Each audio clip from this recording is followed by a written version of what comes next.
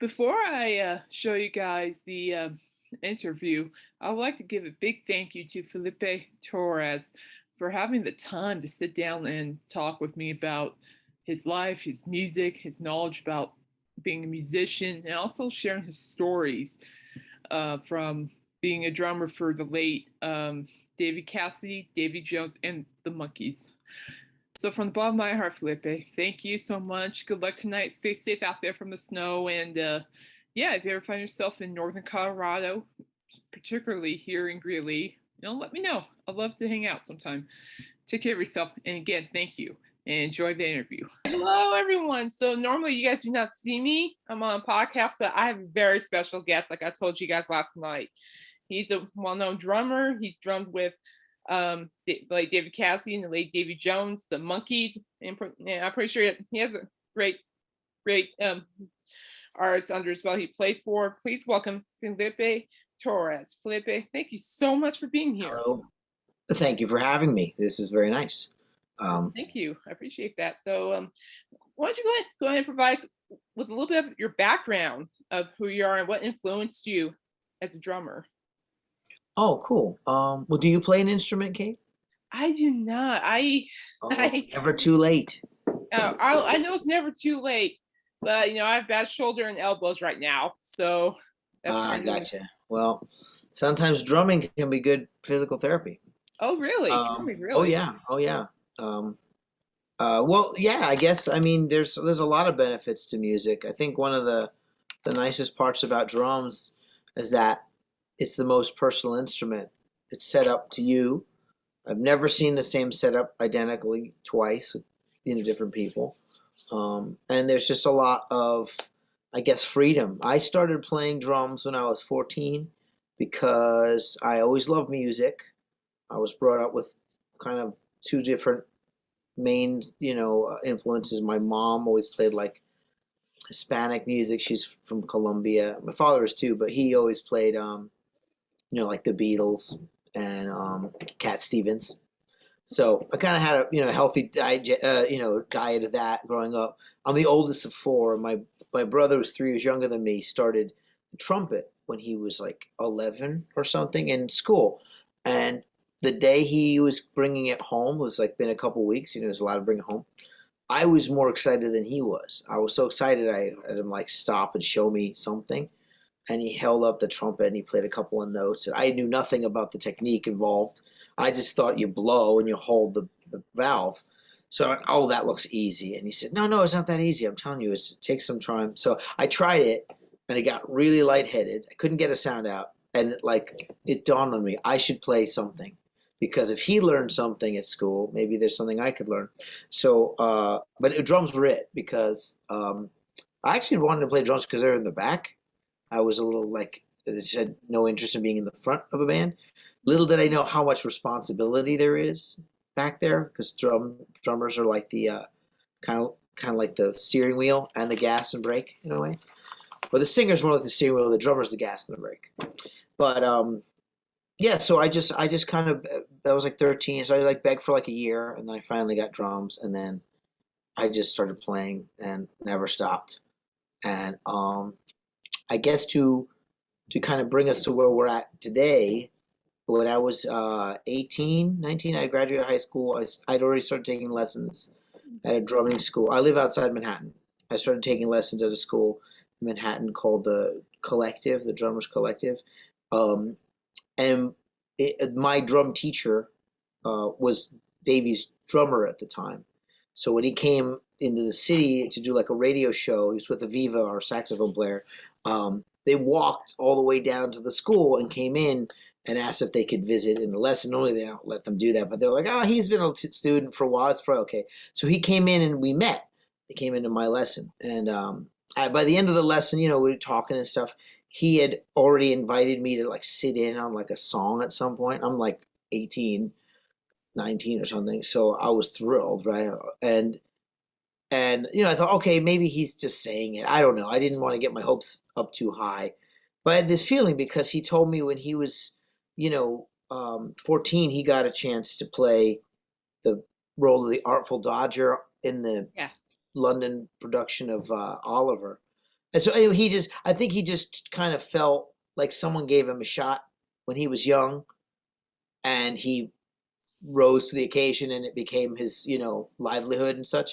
And so he wanted to give me that chance. So then a few months later, when they were looking for a sub for a couple of gigs, he asked for me, asked my teacher if I could do it, and he was like, "Yeah, yeah, you can do it. I'll just show him what to do." And so I came in, and I was just really green because I'd never really played like I played like professional gigs at like bars and stuff. I never played with a touring band. When we did the sound check, I don't know how much you know about what happens on stages, but musicians get like an amplifier that amplifies their sound, and then they also get this thing on the ground that's called a monitor that gives the music or the sound of the other instruments Right. to that person so that they can hear themselves and others. Because actually, the sound usually, even though it might be loud in a concert, usually the musicians are behind all of that. And so anyway, we go to the first sound check, and first they thought I wasn't playing that night. They didn't seem to believe me because I was 19. But no, they were really nice. And then when we were doing our first sound check, they said, "What do you want in your monitor?" I said, "I don't know. I've never had one before. What do you get in there?" And they just kind of walked me through it. And ever since then, it was like my music college. And I called everybody like they were like my professors. And they were very kind. They said I was the most prepared sub they'd ever had. That was their nice way of saying I was definitely not the best drummer, but I did the work to learn the show and learn kind of the way that Davey liked to both stick to some of the music that everybody knows and also would kind of improvise. A very funny person, very amazing wit, and very off the cuff kind of. He's always the funniest person in the room. So anyway, I played with him for 11 years, and I did the last Monkey reunion tour that he did, and then from having done shows with the David Cassidy band, and knowing those guys, that after Davey had passed away, I was touring with other bands, and then at some point they needed a sub for the David Cassidy gig, and I ended up getting that gig. So I played with him for about I think 3 or 4 years till he retired, and then unfortunately passed away as well. But yeah, so I guess that kind of brings us to now. I mean, I've played in hundreds of bands, like no shortage of bands. There's been so many because I live, like I said, by New York, and there's a lot of musicians here, which is cool. And I just love playing music, and I teach music. I teach more full time now because touring is kind of it's subsided, let's say, the last couple of years. But that worked out as far as my teaching because I always taught on the side, and I also teach guitar and bass, so it just became my main focus. Right now is to teach. I teach online. I teach from my home studio here, and Oh, so that's it's great. going pretty well. I'm building a little army of rockers here in All Richmond. right. That's great. Just keep on keeping on. That's right. I That's hope you don't mind. I'm gonna show you one of my road tricks that I figured out with a okay. drumstick. How you can open a beer bottle. I didn't know that. Oh yeah. Well, see, that's how I know I've like gotten to a new stage. Like I used to be the guy who had to learn those things, and then last band I was touring with, I was always the one who had to teach it. I'm gonna have to tell my youngest brother and my dad about that. Cheers. I need to tell them, oh geez, now we need to go get some drumsticks to open. Yeah. Well, I mean, everything's closing tonight because it's snowing here. Oh, that's right. You guys are up for a We're big supposed storm. yeah, it's another bomb cyclone or whatever. Oh man, I'm But sorry. Yeah, I mean, right now none of the snow is stuck to that's the good. roads, but at some point when it gets colder, it will, and then all bets are off. Tomorrow's going to just be nobody wants to go anywhere. So I actually have a gig tonight, so I don't know if Oh, they're going to call it or not. I mean, I'm cool either way. If people don't want to go because it's dangerous, I'm cool with staying home. oh, We'll play another I, time. But if we get to play, it'll be fun too. I You know? understand. I'm recovering from knee replacement surgeries, Oh and man, yeah, tell me about it. It just happened. both knees. Both knees. I have a genetic form of arthritis, so when it started attacking my knees, it almost set me to permanently in a wheelchair. And Oh the way boy, after me was getting replaced. So I can understand the snow. If there's snow, I live in northern Colorado. So when there's like snow or a bomb cyclone, I'm not you going to guys know snow. Wow, no, no. Colorado. Yes, sir. Wow. So did you ever were you like a skier or anything like that? Well, back in the day when I was younger, yeah, I was like a snowboarder. Cool. Yeah. that's where you go, that's where you go for that. Yeah, absolutely. That's I go like to not Vail, was it Eldora? It's just like a cute little place for skiers and snowboarders, away from like the big attractions. It's just there. Right. But so my question for you is, Yeah. in regards to Davy Jones and Davy Cassidy, what are some of the songs that you enjoy playing the most?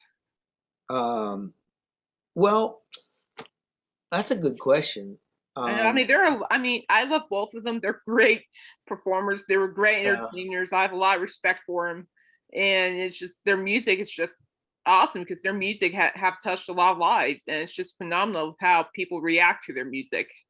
you're right. That's very much what made the performances special was that I grew up with the music mostly of the Monkees because I watched the show as a kid. Hey, And so Davey was always like the proudest to kind of wave the monkey flag, so to speak. Like he was absolutely. very proud and like just I think honored that he had such an audience that people still loved that music and that show and that character. Oh yeah. And David too, Cassidy.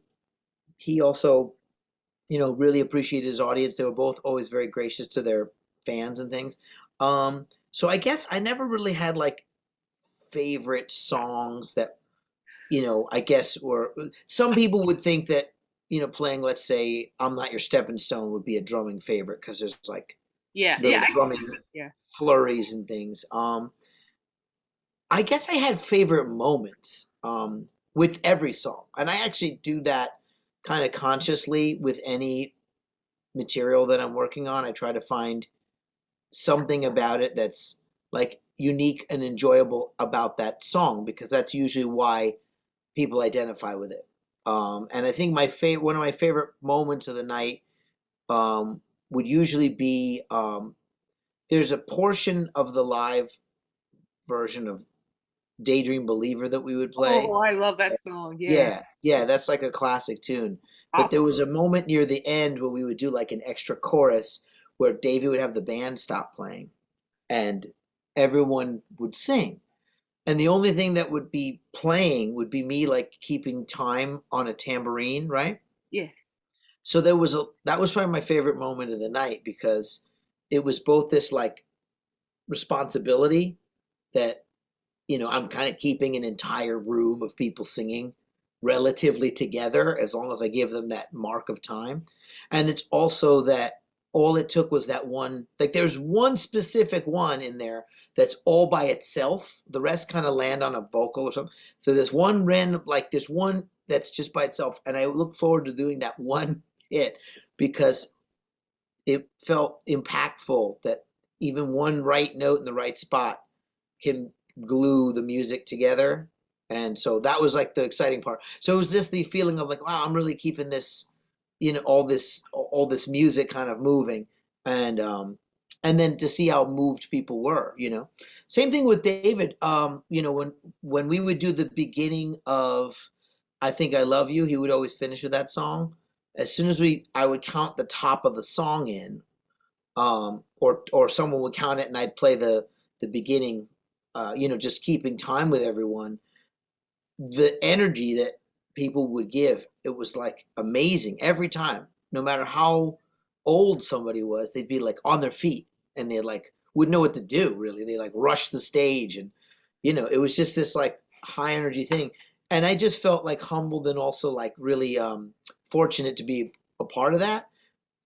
Not so much as like like a fan necessarily of just the music, but kind of trying to feel that everyone was being inspired and probably also in a way getting brought back to something because a lot of times classic songs I think they spark nostalgia for people and Mhm. so it brings them back to like a place when they first maybe have listened to that music or a time in their lives where music was particularly like connected to them, and so to feel that energy was pretty exciting.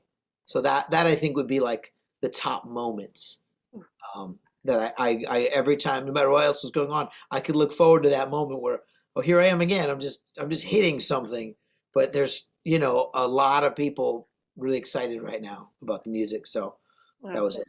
well, thank you for sharing. I'm not making this up. I have goosebumps. I just like Oh, hearing that's stories awesome. about that. I like hearing the stories. It's just Yeah, amazing. It just shows, kind of just proves how universal music really is, and how it, totally. yeah, how it Hmm. can really affect people. It's like I have never seen David Cassidy live because I never Yeah. got an opportunity. But I've heard Mhm. he's dynamic, and I know him through his music, and his legacy lives through that. And then Yes. Davey, I saw him with the Monkees back in 2001. Okay. Cool. Yeah, he came to, yeah, they came to our Stampede. Mickey, and Peter, and Right. that was such a good concert. I loved it to death. I have the Cool. newspaper clipping and everything, so Oh, it's, nice. yeah, That's great. yeah. So I'm very blessed. I got to see them, and yeah, Cool. they're also one of the reasons why I'm doing what I'm doing today. They inspired me to Yeah. pursue my dreams. So that's why I like talking about like the Monkees or even David Cassidy for that matter. It's just because they inspired me Sure. That's awesome. to do what That's I'm really doing. cool. So it's a big thank you to them. So best way to do it is just to create a podcast and talk about it.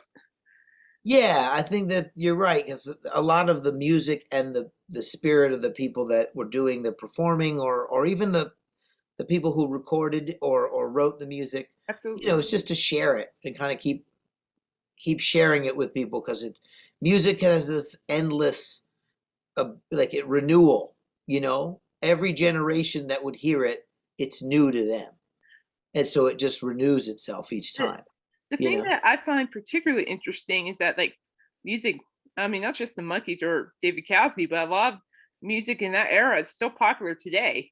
Like Sure. people Yeah, it's very I think it's timeless, very great, timeless. personally. Yeah. Yeah, there's very timeless music. Because that would be something of a misconception I ran into sometimes. That Hmm. people of my generation, or I'm 40 now, younger, will not quite be as let's say familiar with that era, and they would think that maybe there would be something about it that wasn't as enticing to play, so to speak. But I actually looked at it the opposite way, that this is time tested classic music that just keeps being good. Like it's not like it's a time capsule in a way. It was a very particular time, Sure. for socially and entertainment wise and musically, of course. But like it still sounds good now. It's kind of like when you like something when you're a kid and then you think, "Oh, I'm never gonna not like this," and then you grow out of it. This is the kind of things you don't really grow out of. And I think that that's a real testament to all the effort put into it, and then just people enjoying it, and sharing it with people. It's still on the radio, Yeah, and which is absolutely. which is Oh, cool. So yeah. I love it. I'm a second oldest of seven, and my couple of my youngest siblings, my mom and I were talking about something about the Monkees. I can't remember. We were just talking about it, and next thing you know, my brother just goes walking in and sings "Daydream Believer" out of nowhere. Oh wow, that's He just, great. yeah, so it just shows you like it's kind of like it's just that music has been part of everybody's lives at some point. So I think it's Sure. real cool how that happens. So Yeah, yeah. Davey used to remark that he would know the generation that was influenced or watched the show based on what day of the week they watched it, because at different times of resurgence of the show, it'd be aired at different days. So if you were like my age, you probably watched it on like Saturday or like reunion, like reruns or well, something. you beat But me then by a if you were year. like, So yeah, but then there was like, if you really watched it when it first came out, it was like Mondays or some day like that. that is So creepy. yeah, so he Okay. would know that based on something like, oh, what day of the week did you watch it? So yeah, he was Wow. always really Well, happy to, he's accurate. hear. Well, he's right. Yeah, yeah. I remember Hey, a lot. give me 1 second. I just gotta move something here. Yeah, you're I'll be fine. just a second. Thanks. Yeah, no worries. Hey, sorry about that. Oh no, it's all right. It's all good. No, cool, cool. So yeah, so what other kind of things you're curious about, or Well, what the can I other share? I'm happy to curiosity. share anything. What other genres do you drum for? I mean, Oh, like, that's a good question. yeah, I'm Well, curious. Well, I've been curious because I've heard about like multiple genres, so I've been really curious as to what what you've been drumming for now and all that. It's just oh, Well, drums as an instrument is very universal. Hmm. The drum set, which is technically what I play, which is basically when the difference between a drum set and other drums is that drum set you sit and you play a bunch of things, including with your feet. So that as an instrument is just a little over 100 years old. Like they hadn't really done that, and in that, let's say musically, it wasn't musically adaptable yet. But they used to, but they have, and every culture has drums, from like hand drums and percussion to the marching drums of like Europe, which are basically what the drum set is a hybrid of. You play the snare drum and the bass drum and the cymbal, much like you would in a marching band, but then you have the other toms and sound effects and things that would be from other cultures. So there's a lot of different roots of music that drumming is a part of. Drums are probably like the second instrument after singing, I bet. Really? Since like music came. Yeah, I mean it'd be the easiest thing to have. If think about like when we had cavemen or whatever, like if they started having music, they had to put a rhythm to it. They just hit something, and so drums are born. We have a heartbeat, that has a rhythm, and so a lot of what music means to me is that there's a human element of pulse and of life in it, much like our pulse, right? And so I just play music that I love playing. It doesn't The styles don't really matter per se. It's kind of like being a chef, and after you've cooked a lot of different dishes, it doesn't really, you just eat what you're in the mood for. It doesn't have to strictly be one cuisine or another. And there's also, like, thinking about food, because I love food. You can kind of see a lot of commonality in different culture or cultures dishes, because there might be an ingredient that's common, like chicken. A lot there's chicken in India, there's chicken in France, there's chicken. So those are common things. Just like with drums, you might have drums in there's a Japanese style of drumming called taiko, where they're these really big drums. I mean, like the size of a 200-year-old tree, Yeah. right? And they use calf skin. They don't like to use synthetic heads. Usually, the skin over it is actual skin, and they use these baseball bat sized sticks, and they're a big group, and it's amazing stuff.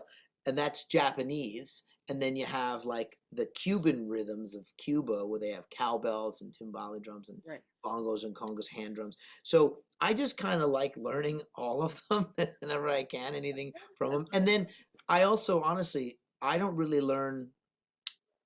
I don't feel like I really know a style until I've gotten to play it with people who are more experienced in that style. Gotcha. So like the first gigs I had were jazz gigs, like with a New Orleans style thing. I didn't know how to play it. I just watched I had a drum teacher named Russ. He was my first drum teacher. We actually were catching up the other day. It's amazing how long he's taught me things. And he would play at this restaurant. I'd go check it out, and he'd let me sit in. And then one day finally said, "Hey, I can't do the gig. You got to sub." So, I learned to play this Dixieland jazz by watching it and listening to it. And then same thing with my first blues gig. I went to like a bar, to like a Right. biker bar, to do blues, and I really didn't know what I was doing. I was just kind of, I knew what it's supposed to sound like, and I did my homework, but I really had to learn it on the spot, which was humbling and also really rewarding. So that by the time I got to, I was on the 2001 tour for a little while. There was one day I had to do the sound check, and Bo Diddley's band came because we were doing one night at this casino in, I don't remember where, Kansas or something, and they were doing two nights. So the first night it was only them, and we went to see Bo Diddley play, and it was awesome. And his band was primarily New York players, um, of all walks. I mean, he had such an eclectic band; it's amazing. And then those guys knew that they couldn't come to our show this next day because we both had shows, so they came to our sound check, and I was there. We were playing some blues, and then they said, "Hey, if you're from back in New York, we might know some people who might need a drummer." So I ended up getting called, and I did the same thing. You fake it till you make it kind of thing. Yeah, okay, I can play those songs, and then I go and like find them and try to learn, and then just try to communicate with people. So I've been kind of faking it the whole way, Yeah, well, just trying to figure it out as I go. And luckily, I really do love all styles of music. So there's never really been a style where I went, I don't really want to do this job, but I need the work. It's more been like, this might not be the gig I want to do for the rest of my life, but I'm going to learn something from this, and then I try to learn from it. And see, you never know where you might meet someone, that's true. so it's very hard for me to look at my future and go, oh well, it's zigzagging. I don't know where it's going to go, but I can always look back and it's a straight line, and there are just these points on that line where one meeting meant to another meeting to another meeting, and it's cool. So That's music can do that kind of, and drums. You can kind of drum along with so many styles that Oh, I bet. again, it's like you can once you know how to kind of play one set of say rhythms or understand the language of it, then you can learn other ones more easily. Kind of like learning languages that have similar Right. sounds. Like if you learn English, then you can learn Spanish or German or French. They use the same general lettering, Mhm. becomes easier that way. Oh, that's cool. But you also sometimes want to like using that another example. My goal is usually to play the music as authentically as I can, meaning I don't want to have too heavy of an accent, right? Like if I wanted to really learn to speak French, it wouldn't just be learning the words. I'd have to really know the accent, and that's hard. But if I want to learn French music, same thing. I don't want to sound too, I don't know, Yeah, not French I got when you. I play that music. So that's another like goal when you're learning an instrument. I think is to Oh, to challenge yourself with different styles. well, you mentioned that you play guitar, so it's like, do you prefer, you like playing the guitar better, or do you like the drums better? Ooh, that's hard. I wish I could play them both at the same time. I bet. Because I really do love them equally. I've just played drums longer, so I'm more comfortable. Gotcha. But some days I think I just practice more guitar, mostly because I just want to get more comfortable with it. Because I have a lot of students that they want to get better, and I tell them you don't really have to get better because that means that you're comparing. You don't have to be better than someone. You could be better than yourself yesterday or something, but I don't really think it's about getting better so much as it's more about when we practice things we don't know, we practicing things that are hard, and we're trying to make them easier. Because when something is easy, it's fun. So the point of practicing isn't to make it better, it's just to make it easier and then more fun. So I have way too much fun with both instruments. I can't choose. It'd be like, do you like skiing or snowboarding more? You've probably done both. Yeah, oh, You snowboarding, know. 100%. Oh yeah. Oh man, that's great. I can't slope snowboard at all. Skiing is Well, I can't like do it right now because my knees are still in recovery mode. right. No, I hear you. Yeah, Yeah, but you will soon enough. like I got angry with those skis. I didn't last long. That's funny. I was the same way with snowboarding. I committed to doing it for one day with my friends that did it. And I think by the end of the day, I could almost stand. But after the first run only, I was in such pain. I went, well, it would take me another few days of pain just to learn how to do this. And I could just get on skis and not fall. So but I could, it's fun though. They're still fun. It's fun, but I struggled to learn how to stop. So imagine going down big hills Right. without knowing how to stop. Yeah. But see, And that still means you I, were skiing. I could barely snowboard because I would do nothing but stop. I'd get up and fall down. exactly. There was very little going. Well, I had many face plants that day. Oh yeah, yeah. Many. It's at least if you get hurt, the ice is right there. Yeah, that's good to know. Yeah. That's a good way to So put it. cool. Well, I hope to visit you out there one day, and we Well, can yeah, get well, we can definitely. get skiing and snowboarding I'm gonna going. put this out there. We have a Stampede arena, and yeah, we are celebrating our 100th Stampede this summer. What is doing the stampeding? Like Stampede, it means cattle? like we have rodeo, we have Rodeo. concert. Oh, okay. Sorry. Wow. No, Yeah, you're yeah. educating We me on also this. have a little like the arena concerts with big names, semi big names. They kind of, Yeah. It's but like a we also festival have like a thing. little stage outside the arena called the free stage, and there's some local bands that will pop on and play. Awesome. So yeah, Wow. it's a really independent stampede, and I know there's still work. excuse me, they're still looking for artists and people to pop up. So yeah, if you're ever to That's pop up, I can cool. guarantee you I'll be there listening. When does that happen? What time of year? It's definitely in June. It's in summertime. It's like June 27th to July 4th. Oh wow, so it's a few days. That's Yeah. cool. Thank you. See, Yeah, when you said stampede, I'm picturing like elephants and giraffes like running across that'll the be the day. yeah, like No, that's a stampede in my what's cool mind. about our That's cool. CMP is that they actually, like those big steers, like those big cows with those big horns. Yeah, yeah. Yeah, well, the wranglers let them walk around, so it's like a little steer parade. So we're on the side and we see all these big steer. Wow, that sounds So it really scares fun. me because one false move or bad move, you're in trouble. Right. Oh yeah, yeah. They still are pretty powerful. Yeah. But Cool it's though. kind of a joke. We played a funny gig. I don't know how this is exactly as true as it used to be, but Davey's band played Deadwood, South Dakota Oh once. yeah, I know where that is. Yeah. Yeah, and it was cowboy like town. It was like I took a walk around the town, and in the like top part, Oh there's a cemetery, and like Calamity Jane and Buffalo Bill yeah. were like buried there. Like they wanted to be buried. I don't know. It was a thing, and we played in on a stage in the middle of the road. And I think at the time there was a show called Deadwood that I think they filmed there, which it felt like a movie set in its own way because it had this kind of old cowboy town looking thing. Anyway, we played. It was such a cool gig because we weren't just playing like a stage with people in front. There were people all around the stage, down the street, up the street, and sticking out of windows. So it was really cool, but it also felt really strange because I thought I was in some weird cowboy movie, and like any minute, like Clint Eastwood was gonna shoot up the place. So that's the closest I've been to cowboy. Well, I can assure you, the town I live in is Greeley. It's nothing compared to Deadwood. Which, by the way, thanks for sharing that moment. I thought that was pretty funny. No offense or anything. It was totally funny. Yeah, no, I got a book That's been full. one heck of an experience. I'll give you that. Oh, But yeah, it's Greeley. We're in northern Colorado. So if I could give you the best guess, we're about an hour from Denver, about 56 miles from Cheyenne, Wyoming. okay. Yeah, 56 been to both of those, but very briefly. minutes. You got it. Oh, you know what? I remember. Okay, this you might find funny.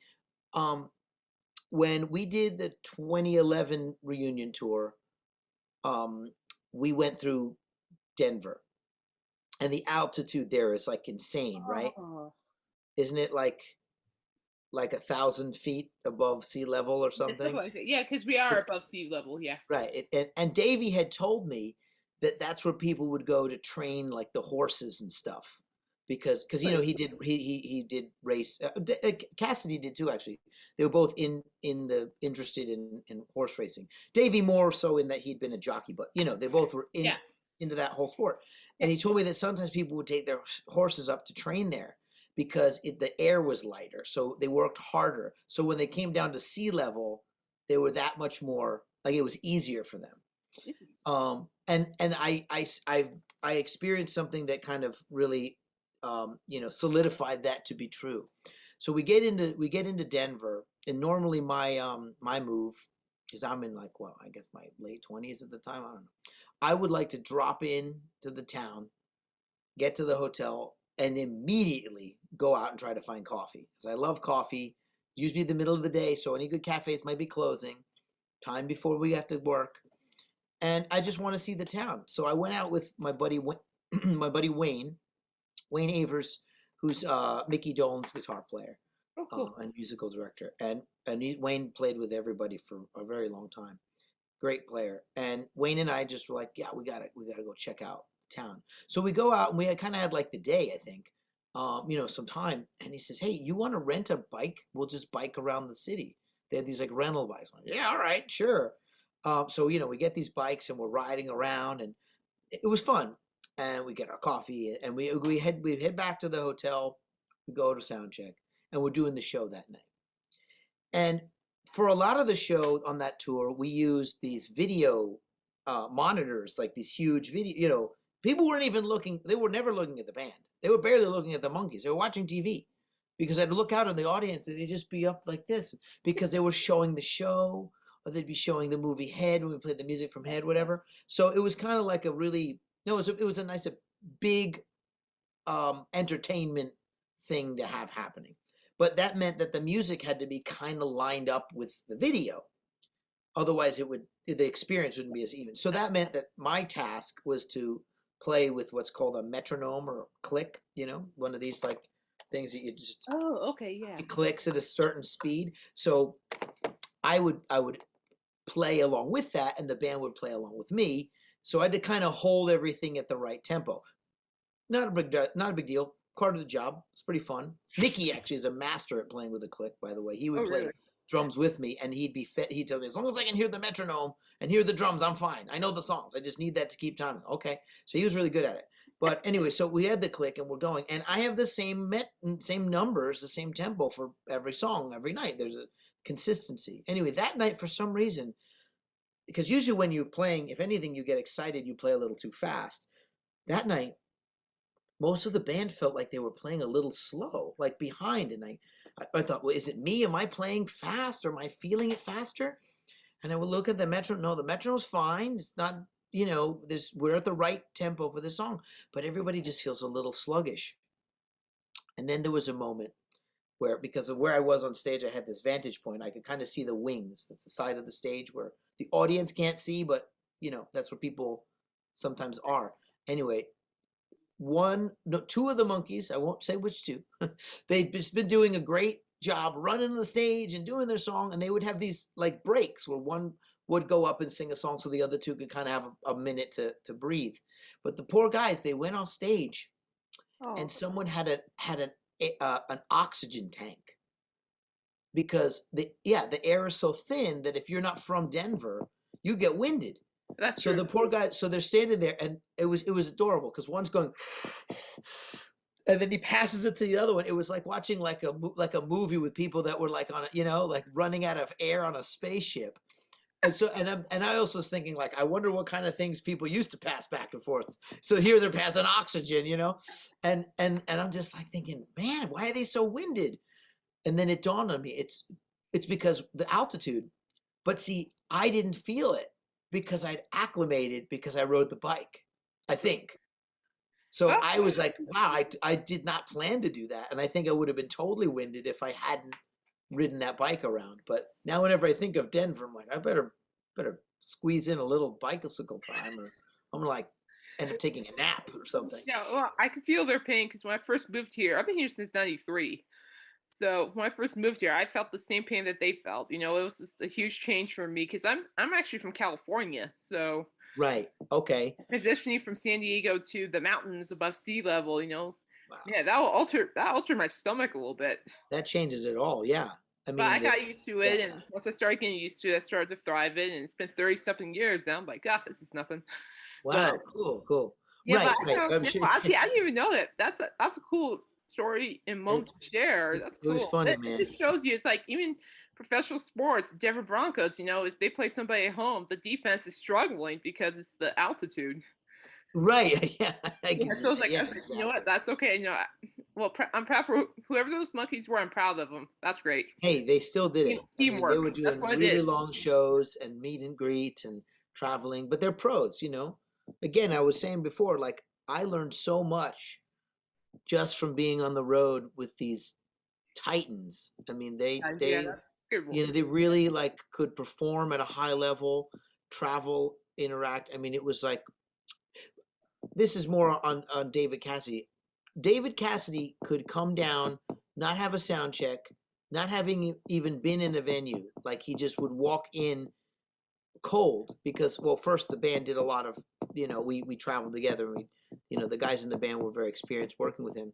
But sometimes he wouldn't make the sound check for, maybe as a radio thing or whatever. So he'd basically go into the. We'd see him right before the show. He'd be dressed. We'd start the show, and he'd have to just come out and hit the stage. But he always was warmed up, and even on like days where I could tell he was maybe fighting off a cold, or just just the normal things that happen to people. And remember, these guys weren't super young anymore, but he came out and he just do a flawless show. One time we had to do 2 shows in a day. Ugh. And the second show was better. he just had such energy, knew how to pace himself, and was just really one of those like lifers as far as performers. That he knew just how to pace himself. And pacing, I think, is a big lesson in life too. You can Oh, only do so absolutely. much in a day. Oh, And anyway, exactly. that was one of those things that people, I guess, wouldn't think about. See, I had the best seat in the house, Oh, Kate. I can imagine. You know, Yeah.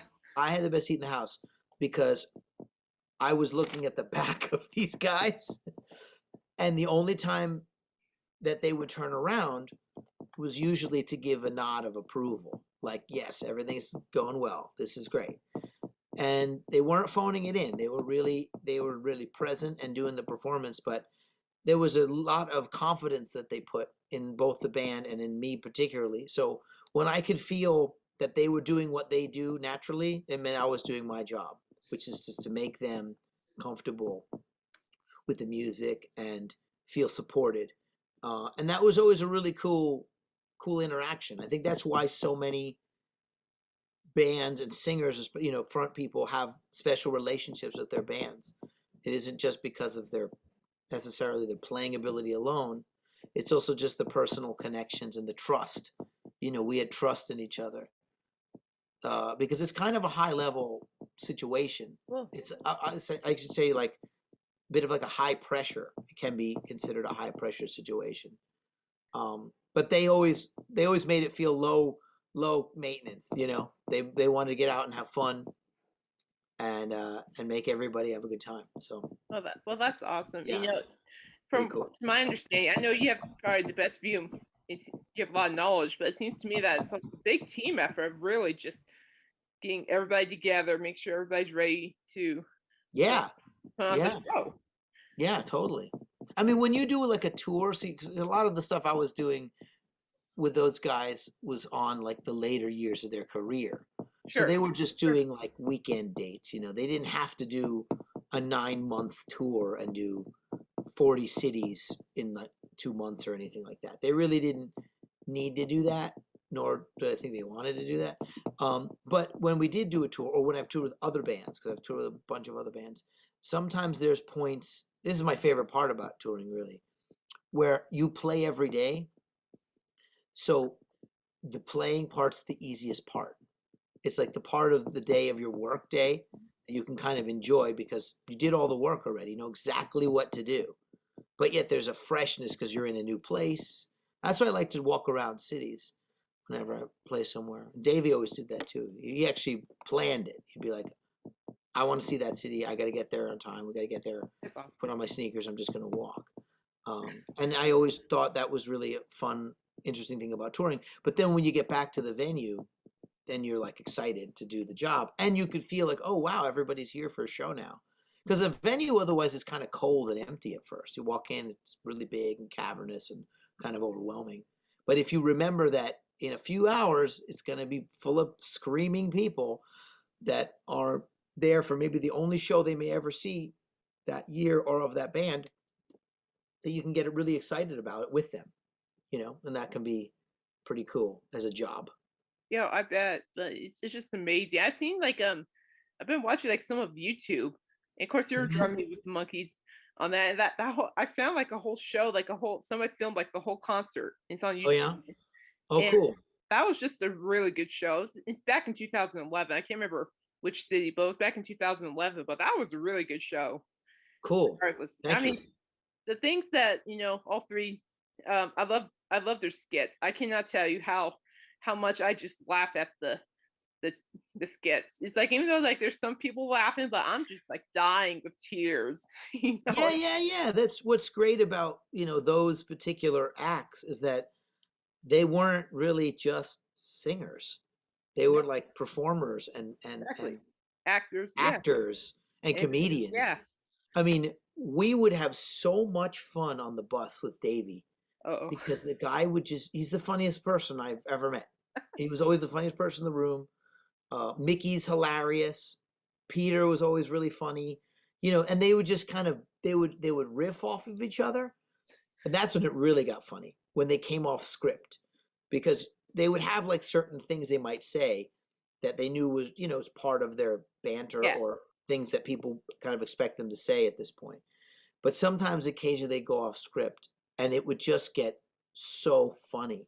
That's when the band would laugh. Like, there's probably a handful of times on YouTube Yeah, I've made I think I something. caught a moment one night. It was where Yeah, you guys were performing. They were performing words. yeah, that's a cool song. Yeah, well, That's a fun one to but play. where Yeah. they do slow mo, they walk in slow mo, and I don't know what Mickey and Davey were thinking, but Davey takes his finger, puts up Mickey's nose, and Oh, wipes his nose on Mickey's right. shirt. That's exactly the kind of stuff that they would just do. Like, I don't know. There was one time Davey jumped on the drums, and he never really played drums, and he just was like, "Look at me!" He's like pretending to twirl. And somebody actually wrote me like a month ago and said, "So, what was Davy Jones's level of expertise on the drums?" And as politely I could say is, he didn't have any expertise on the drums because that wasn't his thing. But he was a performer, so he picked up the moves quickly, and he just went back there and faked it because he thought it'd be entertaining. That was his whole thing. He wanted it to be entertaining. He But wanted people to have fun and always be engaged. That's why he also would have, he would encourage his band to be kind of animated. When I first started with him, I was just playing. But he would say, no, I want like, Gene Krupa, the old jazz drummer. I want like stick twirls and, do all that stuff. It's like, in a very cool Davey way. It's like, you can't steal the spotlight from me, man. So just do whatever, make it big, make it a show. And I was like, oh, that's cool. He was, because he knew that if his band looked like they were having fun, everyone else would have fun. well, I So, think yeah, it's cool. that was good. Well, I pretty much figured that was the off scripted moment, but I'm like in stitches. I was literally crying. That's great. Laughing. Awesome. I'm happy to hear that. Yeah, but anyway, so I just want to say thank you so much for your time. I honestly have learned a lot, Oh, and cool. No, thank you. This is and really nice. thank you for sharing the memories. It's just great, just to hear about it, especially with your experience with the monkeys to David Cassidy, and it's great. I enjoy it. I don't think, and I'm glad you brought up the Cool. race horses like in Denver because I never even thought about that. The funny things that people do. I know it's like, "Wait, really?" It's like, oh, I need to Yeah, I know this. know. Davey was a jockey at heart, man. The Yeah, he things. was. Yeah, I believe he won a race too. Oh yeah. Oh He yeah. won. I think it was. I can't remember what year, but it was. He won a race, Sometime in and the I '90s. remember Yeah. reading about that, and that was pretty awesome. Yeah, My yeah. book. He was. Yeah, very. It was, and he was a really hard worker because when you work with horses, it's a discipline. Like they don't take days off, even if they're not racing per se. You gotta. They're very high maintenance Sure. beings, and so he was always when he was home with the horses, he was up really early, getting the hay out and doing all that. That's the last thing he did. He was working with his horses That's right before he passed away. So, yeah. and all of us thought like after a little bit of like accepting of that the sudden thing had happened, he was doing what he loved till the last day. Yes. We just played shows like the week before. He just played his favorite city. You We didn't played feel New like York. there were like any So. signs or anything, did you? Right. No, no, no, exactly. It was just, um, just Okay. amazing that he lived his life. And then we also were like, of course he had to go on leap day on the February 20th, of course, because it's like he was a pretty humble guy. So we can't celebrate it every year. It had to be every 4 years. That was very much in his character in a way, so Yeah, I could tell you when I heard he passed, I cried. A good part of me yeah. cried because I felt like when I was growing up, I never really had friends, and I was bullied a lot. So I always felt like the monkeys were my friends, one way or the other, through the TV show and their music. So to me, it felt like I lost a friend more than anything else. I know what you mean, and that's Well, why it's just like you doing what you're doing here is really special exactly. because It's the same thing they for can keep living Nesmith on. and Torque, Peter Torque. When they passed, that hit me just as hard. Yeah, It's yeah, like one yeah. of my Mike, friends. But, Mike, I didn't know well. We never worked together. I met him but he's a gifted once, songwriter. I give it but that. yeah, I always felt like his spirit was in the music we were doing, so I always appreciated that. And then Peter and I had a good, few moments on that tour talking and had a good time. And when he Funny. passed away, Yeah, I it's did an interview thing, and I happened to be on a tour, and I was in New Orleans at the time, and that was the town that he and I used to talk about. We just would like nerd out on blues. So it was always yeah. really special because Yeah, if you no, he was think about them as people, they affected a lot of people, but they still, they're mortal. So yeah, well, their legacy still lives on, right, and that's the important absolutely, thing to remember. Sure, big time. they're at a better place. You probably have a better view than we do at this point. So it's just, Well, just I just assume they're just sitting around, no, I'm pretty sure they're just they're all on a beach right now going, "Oh, Mike's late again." I mean, Mickey's late again. or they're probably just You or they're know? listening to this. So Right, right. I think I feel that presence in my life a lot of times, and me too. it's It's like just a like that. guiding thing. It's nice. Yeah. It's a peaceful thing. It's kind of like, hey, it's like it's okay. It's like for me, I feel like I'm not kidding. I've been feeling that too, and but I think I just feeling them things like it's okay. We're good. It's all Yep. good. We're Yep. at peace. We're good. That's cool. But thank you for your time, and thank you so much for sharing your memories. I think those memories and stories really put put a lot of things in perspective from your Oh, time. thank you. No, thank you. That's very nice of you to say. And Of course. thanks And for also, listening. if you ever would like to check out Greeley, I highly recommend to take a look at the Moxie. That's where, like, Okay. it's a place where smaller bands will go to all year round to perform. Okay, cool. Yeah. I mean, even tribute bands. I'm a Kiss fan. The guys with the black and white makeup. I'm a huge Kiss Love fan. Kiss. Kiss is awesome. Oh yeah, I've seen them live 7 times. Wow, cool. I've heard they Yeah, put on a and great show. yeah, definitely, and and they have there's a Denver band called Kiss Them, and they're the only Colorado Kiss tribute band. Yeah, I've seen them live Okay. a couple times. They're really good. Cool. They wear the makeup Cool. and everything. The Nice. lead singer actually had Paul Stanley's boots that he bought at an auction Oh, on. I wow. don't, I know. I'm like, I saw the boots and they look gorgeous, but I'm like, would I be wearing those? Probably not. Yeah, he's lucky if his feet are the same size. I Those don't know. must be I have very bad custom joints. built Just think about boots. wearing those boots make my ankles scream. So, I know, right? Yeah.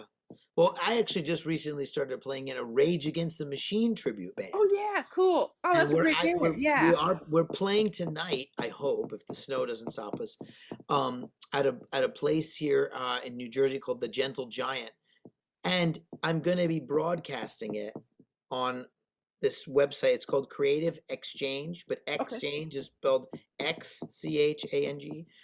So Creative Exchange, just to give a plug, is a free website mostly for education and sharing music. There's a lot of artists on there.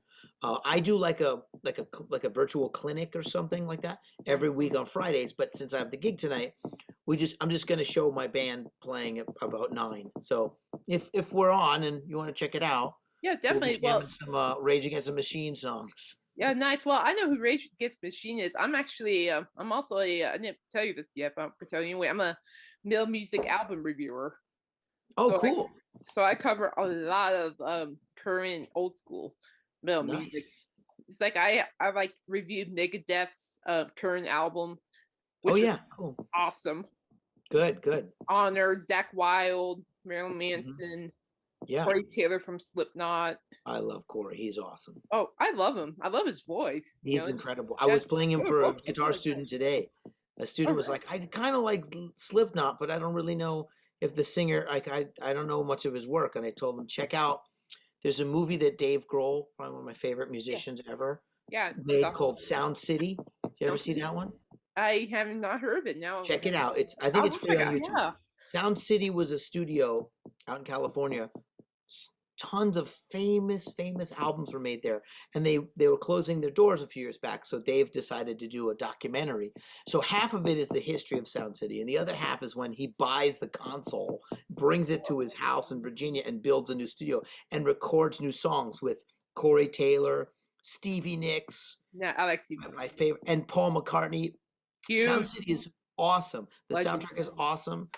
I mean, look, I'm getting goosebumps talking about it. Yeah, that's great. No, So that's great. That's yeah, exciting. I check like that it. out. You'll probably watch it like 5 times. It's so good. And Yeah, I'm Corey's definitely gonna on check it, it and out. Corey Now, sings. Corey's voice is so good. oh, he's a great. I reviewed Yeah. his solo record, Solo record. It's good. It's pretty good. EMT. Yeah, Corey. Yeah. Yeah. Yeah, it's good Yeah, stuff. that's a great record. He blew me away with that record. It was really impressive seeing him, like, like as a vocalist for Slipknot, then he transitions to a solo CD where it's a little bit different, but Yeah. man, it's like, I don't care. He can sing the whole phone book for all I He's an care. ama yeah, he's an amazing artist. He did an interview with Larry King that was Ooh, really good. I think I've seen that one. Yeah. Yeah, it's where he was showing the mask. It was back, I think, when they Yeah, did the I right remember that. before Yeah. it was 2 albums ago. Those But masks and, look. he writes books, like, he's just one of those musicians that doesn't have boundaries, and that's important, It's important that there are people that don't just do one thing. They do a lot of things, and they do them well. He's like Yeah, that, no, he does you know, he does that well. a lot of I yeah. also one of Prince was his like that. yeah. John Mayer's like that. I mean, for sure. Dave Grohl. If you Oh, I like love Dave Dave Grohl. Grohl, did He's you watch the thing he fighter does girl. for Hanukkah? Mhm. You watch the Hanukkah sessions? I believe so. See what? Yeah, this is the second year in a row he's done it with his friend. I forget that guy. He's a keyboard player. But every night of Hanukkah, they do a different cover of a song by a band where the artist was Jewish. And this year they did rock and roll. They did rock and roll all night. They did this Kiss song. They did wow. They just did a bunch of them. They did a Beastie Boys one last year. This is good. And Dave Grohl's mostly singing and playing drums. It's very lo-fi. It's pretty awesome. So check out the Yeah, Hanukkah I sessions yeah, I if might have to you're refresh my memory on that, but I know I've heard of it. I think I watched a little bit of it, but now I need to refresh my memory for sure. I'm giving you homework. This is all good If I give good me the music homework, I'm stuff to not check out. I graduate as an older student in May, so yeah, please give me some homework. I'm All right, all right. dying here. Sound. This is all good stuff, Dave Grohl related. Sound City, the Hanukkah Sessions, and I can't wait to see the new Studio 666 movie. Oh, yeah. Oh, Have you no, heard I about that? yeah. You know the house that they filmed that at? I do not. Yeah, I recognized it immediately because I lived there for a few months Really? in 2004 with a band. It's called the Houdini House. Harry Oh, Houdini had owned it. It's in Laurel Canyon, but it got bought by Rick Rubin, the record producer, who's famous for like Run DMC, Slayer, like all sorts of stuff. And the first album that he did there was the Red Hot Chili Peppers' Blood Sugar Sex Magic. oh, And that's there's a documentary called Funky Monks about it. Another one, put on your list. yeah. Check out Funky Monks. Anyway, then I mean, Slipknot recorded Subliminal Verses or Three. What are the albums? Um, who was there before us? Slipknot was there, then System of a Down, and then the band I was with, Ours, we were there. And we got to live in that house for a couple months, and it's totally haunted, big time haunted. Oh, I So bet. when I saw that Studio 666 was going to be there, I went, "Oh, that makes perfect sense. That place is haunted." And yeah, and it's a vibe. And that movie should be hysterical because Dave Grohl is hysterical. He's Oh, my favorite. He's my favorite living musician.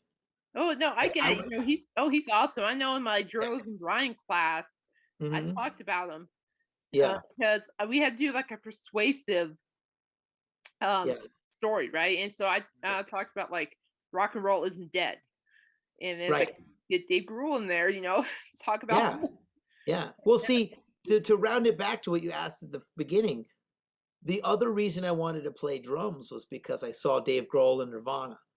And there was oh, one, I know specifically where it is. There's a clip in the middle of the song Lithium, the video, where he's okay. got these red drums and it's in slow motion and he spits water over the drums. And I went, that's going to be my job. That's what I'm going to do. And so I started learning drums. And then after a couple years, he began the Foo Fighters. And so he made it okay to go, you could also play guitar. And so still to this day, I'm inspired by him because he's just a musician Oh, and he's dynamic. I've he always can pick up any instrument and do his thing on it. And I just really think that's wonderful. And I remember before a show once, Dave Robichaud, another wonderful friend and great player, guitar player from Davey's band, he told me, "What was your first like big influence band? What was your band?" I said, "Oh, it was Nirvana, when I was like 11." He goes, "Don't forget that.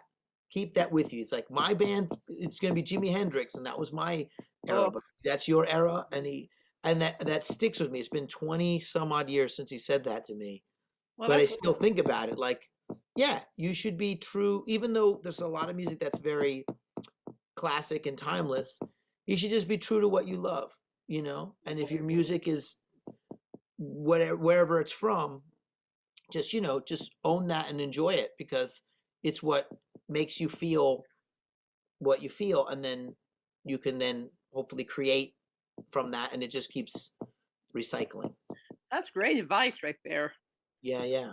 I So like that. I'm a huge fan of stuff like that. I'm like, oh, that's what I need to hear as well. So that's awesome. Just stick awesome. to what you Cool. love. You know, it's like I got That's it. stuck, but then I found myself back listening to Monkeys music. And I kind of redirected myself back to where I needed to be. So Cool. I can totally understand where you're going Yeah. with that. So I was like, oh, Awesome. I totally understand. Yep. Well, that's how we get linked together with people. Yeah, That's how we got here, you know. So thanks exactly. again What I do is I to enjoy them. talking about this stuff with musicians or people who love bands and artists. It's just fun because there's just so many ways that people can describe how they feel when they listen to a song or tell about the stories like you just done here. Cool. Awesome. Well, thank you. You bet. Well, hey, I'm going to let you go, but I just want to say thank you so much for your time. I truly Pleasure. did learn Thank a you. lot, and it's just amazing. So, again, thank you so much. I really appreciate this. All right. No, no, my pleasure. Thank you, Kate, and Yeah. Well, keep keep me doing what you're posted. doing. Keep me posted. Thank you.